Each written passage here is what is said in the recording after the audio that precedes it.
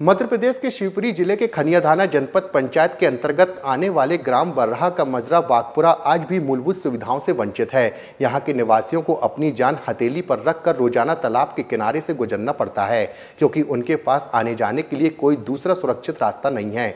बच्चों को भी इसी खतरनाक रास्ते से स्कूल जाना पड़ता है, जिससे उनकी सुरक्षा पर लगातार खतरा बना हुआ है। ग्रामीण बिजली जैसी बुनियादी सुविधाओं से भी जूझ रहे हैं। यह सिर्फ एक स्थानीय समस्या नहीं, बल्कि यह ग्रामीणों की जिंदगी को प्रभावित करने वाली एक गंभीर चुनौती है। सबसे बड़ी चिंता का विषय यह है कि गांव के ऊपर से ही हाई टेंशन लाइन निकली है, जिससे कभी भी कोई भी बड़ा हादसा हो सकता है, जिस पर प्रशासन की लगातार अनदेखी बनी हुई है। साथ ही बताया कि इसी रास्ते से मरीजों को खटिया पर रख कर ले जाना पड़ता है, तो वहीं बच्चों की भी पढ़ाई और सुरक्षा दोनों प्रभावित हो रही है। इसमें हमारे लिए ना तो कोई बीमार हो जाता है तो ना एम्बुलेंस आती है इधर, ना कोई पढ़ाई के लिए बच्चे जाते हैं तो पानी में और निकलना पड़ता है, कोई रास्ता नहीं है। इसके बारे में किसी जनप्रतिनिधि को बताया आपने? हाँ सर, बताया था, तहसील में आवेदन दिया था और सिंधिया जी को दिया था, कलेक्टर को दिया उनने, फिर कोई रास्ता की सुनवाई नहीं हुई है। क्या आश्वासन दिया कलेक्टर साहब ने? सर कोई वाह ही नहीं, हमें कोई पता नहीं है सर। उसमें समस्या है अभी, ये खटिया पर लेकर एक मरीज को लेकर जा रहे थे, बच्चे भी कीचड़ में से निकल रहे हैं, क्या पूरा मामला है? रास्ता ही नहीं है, बच्चे की तबीयत खराब है तो कोई वाहन आने की तो सुविधा है नहीं, तो फिर खटिया पे लेके जाना पड़ता है।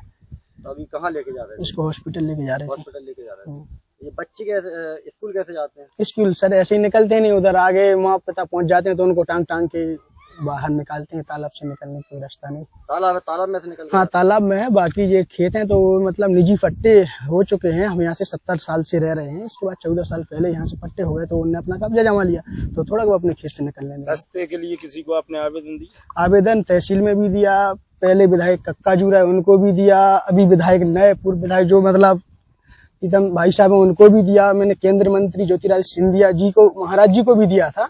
महाराज जी ने लेटर लिख के और कलेक्टर साहब को भी भेजा था। कलेक्टर साहब ने कोई सुनवाई अभी तक नहीं की। 2024 में महाराज जी ने तो हमारी पूरी मदद करी, उनने तत्काल में ही कलेक्टर साहब को दे दिया था और मेरे पास भी उनने।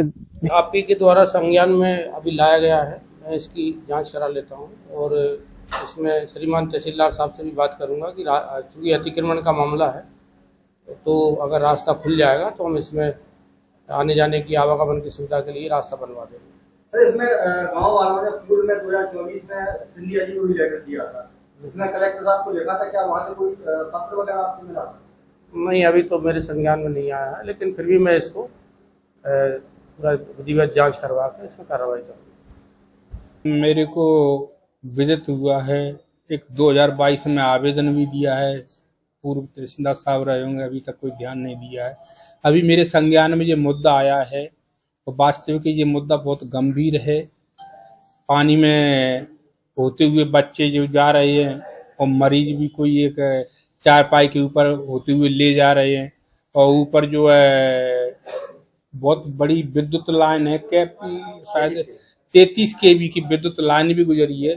तो मैं तो ये कहूँगा किसी भी तरह से मैं तत्काल पटवारी को लेकर के इसकी जांच भी करूँगा और जितना जल्दी हो सकेगा मैं जो है इस चीज का बहुत जल्दी हल निकाल करके तत्काल कार्रवाई करेंगे अपन और लोगों को निजात दिलाएंगे। इसमें भी 2022 और 23-24 में एक ग्रामीणों द्वारा सिंधिया जी को आवेदन दिया गया था और उन्होंने संबंधित कलेक्टर महोदय को भी लिखा था।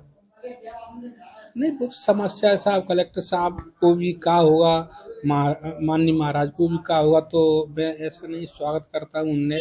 पब्लिक जो है परेशान है तो हर जगह जाती है, लेकिन मैं सबका सम्मान करते हुए और मैं तत्काल इसकी कार्रवाई करके बहुत जल्दी समस्या हल ढूंढ लूंगा और निराकरण करने की पूरी कोशिश करूँगा।